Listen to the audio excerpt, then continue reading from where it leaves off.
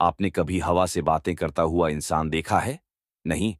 तो मैदान पर रविंद्र जडेजा को देख लीजिए। गेंद हवा में गई और जडेजा बिजली से भी तेज, उनकी आंखें बाज जैसी, फौर्ती ऐसी कि जमीन भी ठहर जाए। हर कैच में कमाल, हर थ्रो में धमाल।